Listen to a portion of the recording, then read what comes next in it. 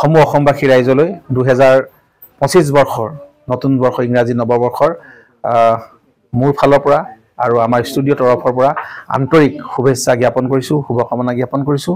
সকলোৰে 2025 বৰ্ষটি ভালে যাওক।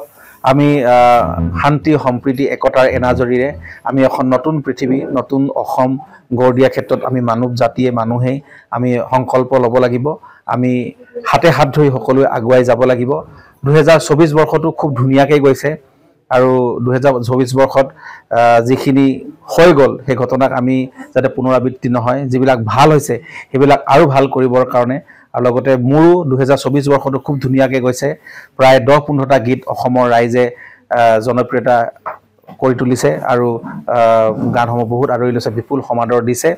আৰু মই আশা কৰিছোঁ 2025 বৰ্ষটো ৰাইজে আমি যিহেতু সংগীতৰ লগত জড়িত, সৃষ্টিকৰ্মৰ লগত জড়িত, আমাক এনেকৈয়ে মৰম দি যাব, এনেকৈ আমাক উৎসাহ দি যাব। আমি আৰু ভাল ভাল কাম কৰিম তাৰে প্ৰতিশ্ৰুতিবদ্ধ। 2025 বৰ্ষটোত কেইবাখন চিনেমাৰ গীত কৰি আছোঁ, কেইবাখন চিনেমা উপহাৰ পাব আৰু লগতে সদুশেষত সমূহ অসমবাসী ৰাইজক অসমৰ সংবাদ মাধ্যমৰ জৰিয়তে মই নতুন বৰ্ষৰ আন্তৰিক শুভকামনা শুভেচ্ছা জ্ঞাপন কৰিছোঁ।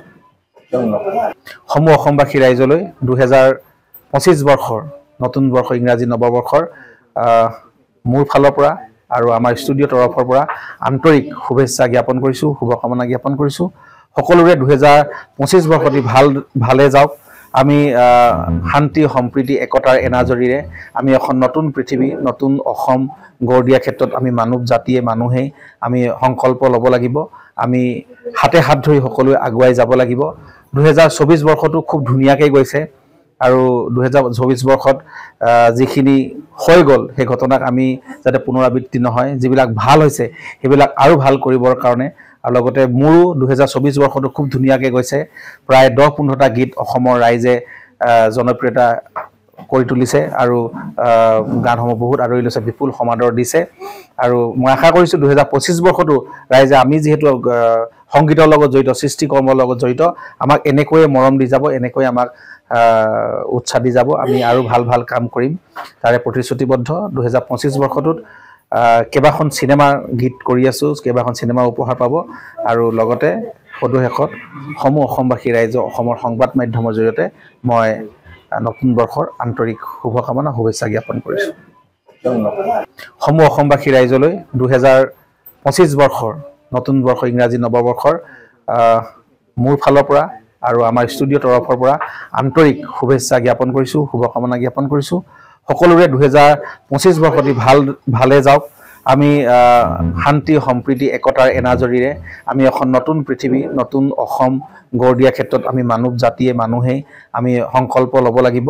আমি হাতে হাত ধৰি সকলোৱে আগুৱাই যাব লাগিব।